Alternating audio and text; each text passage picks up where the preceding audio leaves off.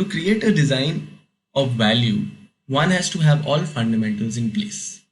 The fundamentals of graphic design are about seeing and understanding how the quality of visual material, shapes, images, color theory, typography, and layout work together. And then being able to decide which qualities of each are relevant and engaging and useful for visualizing a particular idea or solving a certain problem. The principle of graphic design are like the foundation, each layer on top of the other until you're left with the foundation for creating something incredible. Whether you're designing a logo, a website, or a custom illustration, your fundamentals have to be in place. Now, let's move on. What are the actual fundamentals of design? What are the fundamentals of design? You have layout, elements, typography, and color that we are going to focus on today. Otherwise, there are many more fundamentals also, but we will focus on these basic four. So layout consists of space, balance, alignment, and hierarchy. Elements. These are graphic elements that sole purpose is just to add aesthetic value to your design. Also sometimes to play with the movement of the eye and to ascertain importance to certain aspects of your design. We will see how that works later on. Then you have logos, which are basically the face of your brand.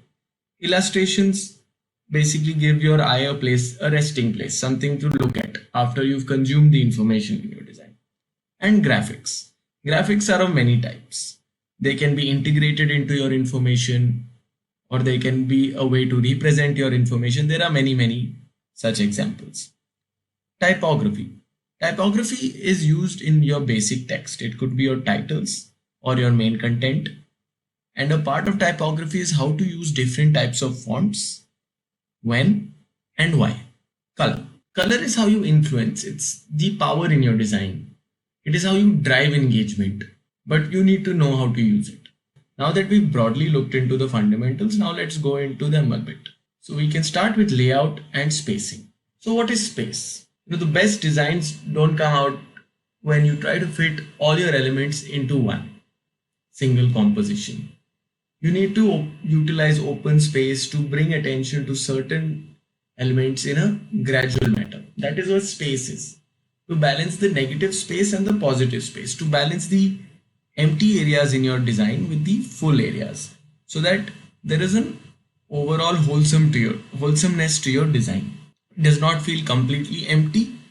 Neither is it completely full. You need to refrain from clutter in the corner and too much information in the same frame. If you overload the frame, that is also not completely utilizing space. And if you have very little in your frame, that is also not completely correct. So that is one thing. The other thing is the way you space your elements within the frame. Generally, a frame is a 2D space, either a graphic editing software on your computer or a sheet of paper. And within that space, you have to see your elements are adequately spaced from either sides, from the top or the bottom. They should be center aligned. They should have adequate spacing on all sides. They should be completely readable. And spacing does that a lot. If you were to put it completely to one edge, it would have an entirely different effect. You should leave enough headroom, enough leg room, and such and so forth. Another key aspect of space is the grid. Most designers see an invisible grid running through all their designs. In modern web design, clean grid lines have become popular amongst all, and they are almost impossible to avoid. There are a few simple reasons for this. Grids make your designs cleaner, more efficient, and easier to adapt. Now let's talk about balance. When it comes to design, you can definitely be creative, but you also have to be balanced. Think of it like this. If you were to decorate your living room, you wouldn't try to squeeze the sofa, the recliner, the coffee table, and the end tables all into a tiny corner. Nor would you spread the pieces throughout the room to create balance and alignment. With design, it's exactly the same. Designers must constantly juggle different elements to find harmony in their design. Imagine an invisible set of scales in each design and make sure you don't tip the scales by clustering your elements on one side of your grid. Keep in mind that in terms of composition, white space, which is negative space, is also an element. White space gives our eyes paths to follow through the design. Give each element on the page some space to breathe, and balance between positive and negative space will emerge organically. You can see how moving the elements in a web designer closer together, thus shrinking the negative space, disrupting the balance, makes the design very claustrophobic and ultimately unsuccessful. So that is what balance is. It is the balance between the two types of spaces, negative and positive. Positive being where your elements lie, and the negative spaces, the spaces between them. Supposing in this image, if the H and the I and the E and the R were all squeezed together, you wouldn't be able to even read what the word says. That is one thing. Now let's talk about hierarchy. Hierarchy is similar to emphasis and scale, but the eye generally needs a place to rest or soothing of interest to hold it. Otherwise, people will look at your design and quickly move on. Say you take a photograph of your mom at a reunion, your purpose is to bring attention to that moment and the joy of gathering by making your mom the subject and focal point of your composition. So hierarchy does that. Hierarchy is how you present the elements on your design. This directs viewers to where they should focus their attention. As a general rule of thumb, the larger the design element, the more attention grabbing it will. But there's a lot more to visual hierarchy than bigger is better. This one is simple enough though. People read bigger things first. If your eyes go to hierarchy before size does matter in this picture, then you can probably say that hierarchy is working. So then let me explain to you hierarchy. So hierarchy can also be done in other ways to emphasize importance on certain elements in your design. Not necessarily does it have to be size, but size does matter. However, what brings about this smaller line at the bottom also? That is the movement of your eye and the asserting of importance within your design as well. So more important elements are to be given hierarchy by size, by bright colors. It could even be by other elements in your frame that point towards it. And that is what our next subject is about. So let's move on to elements. What are graphic elements? Graphic elements can be lines, shapes, logos, illustrations, patterns. They can even be your background. They could be color. They could be almost anything. Photographs. Everything becomes a graphic element. So let's talk about lines and shapes initially. Lines and shapes form the foundation of your design, and how to use them can completely transform how your design looks. So initially, as you can see within this presentation also, I have lines underneath each element as well to emphasize importance. And the shapes can be these bullet points. Their usage is very similar to how we use underlining and bullet points in even our everyday text. Underlines add emphasis, bullet points as well add emphasis, and also separate them from the other paragraph text. So graphic elements such as lines are used to draw at one's attention. You can say that. They are also used as enders and breakers when you want a certain element to have a boundary or to end at a certain point. You will use a line. You can say that these lines are sort of the end of the frame. You can say that these lines are also the end of the frame. You can use lines to start something or to signify the end of an element as well. What are shapes? As you can see, these triangles will be shapes. You can use different shapes to convey different meaning. Shapes can be used in pyramids, squares, pie charts, circles, and they can be added into your elements depending on how and why you wish to use them. Logos. So logos are the face of your brand, and the shapes you incorporate into your logo will determine your audience and how it perceives you. There are different meanings behind logos and shapes and how to make sure you put your best face forward. However, a company's logo is also a way for someone to recognize something instantly. Suppose your graphic is about, you're trying to make a graphic about famous brands. So when you put their brand logos, there is already so much exposure to logos that someone will already understand exactly what you mean by just a simple design. Rounded logos, angular logos, and logos with vertical lines all create a completely different brand and design experience. For example, a design that's all rounded edges will send a very different message than a design that embraces sharp lines. Understanding the meaning of lines and shapes is crucial for creating designs that are in line with your brand, vision, and messaging. So that's where your logos come in. Illustrations and graphics are more or less the same thing. Illustrations and graphics. Illustration and graphics add aesthetic value to your design. They also give the viewer something to look at for a longer time than just read through text and content.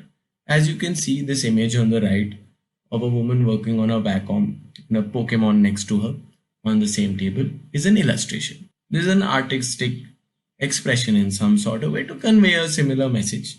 And illustrations can go side by side with your content as well, most of the time, in order to give a sense of meaning to what you are trying to say as well. So as you can see, those are illustrations. What are graphics? Graphics would be these micro dots in the back of my presentation that seem to fill the negative spaces subtly, however. Graphics can also be the backgrounds that you use, the frames that you use, the borders, or even these lines could be graphics if they were in a different color and had more elements to them. Graphics can also be your titles, within your titles, when you try to create designs within your titles. We will come to an example of that later. So now let's move on to other elements. Typography. Typography covers everything from font selection to font layout. Not only does it communicate your core message, but it also communicates a lot about who you are and what you're about. That's why it's important to get it right. You've got to understand the basics of typography, but you also need to understand how to use them creatively. A huge chunk of your audience will see your website on a mobile device sometimes, which means you need a web responsive design and responsive typography to go with it. So that is something that is fairly new, responsive typography. For now, typography is a very vast subject and we won't dwell very deeply into it. For now, I will just explain to you certain fonts and why they're used and what is the difference between them. And within that, we have the serif and the sans serif. So typography being the art of arranging letters and text in a way that makes the copy legible, clear, and visually appealing to the reader. It also involves font style, appearance, and texture, which aims to elicit certain emotions and convey specific messages. So how does that happen? By just choosing the right font. So as you can see, serif fonts have these longer tails towards their ends. Wherever a line ends, it is accentuated. And these fonts take up more space and are larger and heavier to look at as compared to sans serif. So serifs are nothing but these accentuations that are made. That is what a serif is. So in this, as you can see, there are no such accentuations. That's why it is called sans serif, which is French for no serif and serif. Why are serif fonts used? Serif fonts are an older style of fonts, more classical, and they have been around for a longer period of time. And generally, if you were to look at older brands and older companies, they would have serif fonts, but not necessarily companies as we know them today, but any older establishment. If you look at banks, newspapers, anywhere where you see an establishment which has classical styling, you would see a serif font. Serif fonts accentuate establishment, they accentuate trust, they add that sort of a face value to a brand name. Now let's come to, that is just a basic part of serif fonts. There are many other uses and many other implications of the font which I will not get into now. Sans serif. Sans serifs were actually developed due to a need to compress fonts into space. So when it came to pages of text in books where you wanted to compress your text so that you can fill in more lines into a single page and have a thinner book. So sans serif fonts were developed. Their space requirements were lesser than serif fonts, and due to this spacing requirement, they became general paragraph. They are used for paragraph texts. This in particular is Helvetica, which came about as a sans serif font, but also became a very popular web font, basically due to the same reason. They take less space and you can convey more of your message in a smaller space. That's why sans serifs came about. Sans serifs add more dynamism to your design. They seem to be a font of a newer generation. They are versatile in their use. You can space them, you can make paragraphs out of them, and they look good in presentations as well. They give a sense of digitalization of the future. Now the final element that we're going to focus on today is color theory. Color is so much more than the rainbow assortment of hues in a bag. Color is influence, it's power. Color drives engagement. The colors you choose for your designs are crucial not only to your overall aesthetic, but how well your designs connect with your audience, which ultimately drives results. If you want to use color to your advantage, you need to understand how each color affects your audience and how they have a deeper meaning behind them, and how best to use color to your advantage. Different colors drive different results. When you're choosing colors for your brand, your color palette, you need to be sure the colors you choose are going to drive the results you want. For that, let me show you how we use a color wheel. So this is the color section of Adobe, and this is a pretty useful tool that I came across that has many different uses. However, today we'll focus on a few. It's a very useful tool when it comes to choosing colors for your design. So just to give you a brief idea on how you can use it, I will explain what a color wheel is.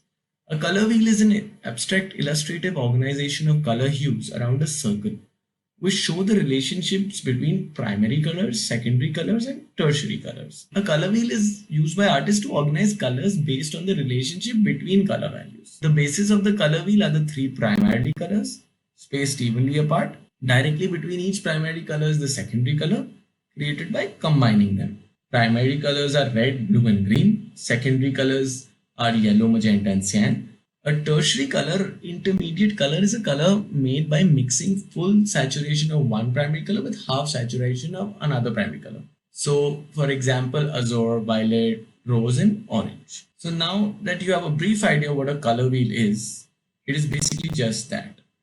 Now let's talk about analogous harmony. These are basically the different concepts of color harmony that exist based on the color wheel and based on how colors are spaced according to each other. So analogous is groups of color are three colors that are next to each other on the color wheel and a tertiary. Red, orange, and red orange are examples. The term analogous refers to having analog or corresponding to something in particular. An analogous color scheme creates a rich monochromatic look.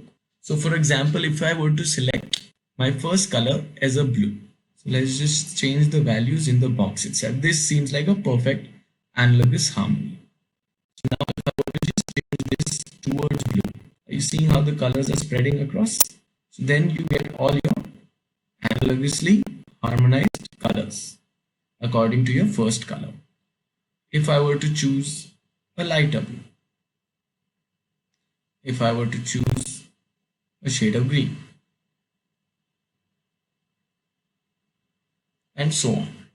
Now, briefly, I'd explain to you what complementary colors are. Complementary colors are colors which are found on the opposite sides of the color wheel. What does that mean?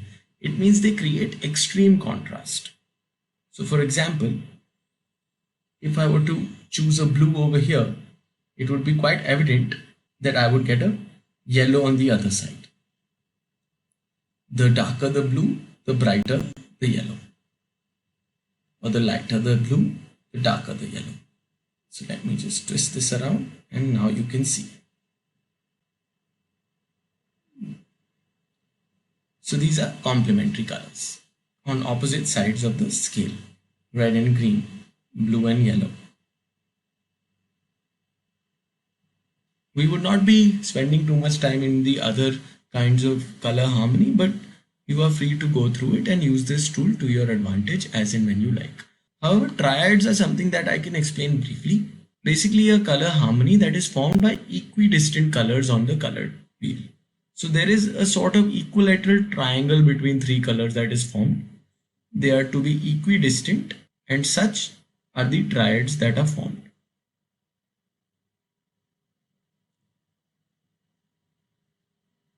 There are many further reasons that explain why certain colors go with each other. It does not solely depend on their placement on the color wheel.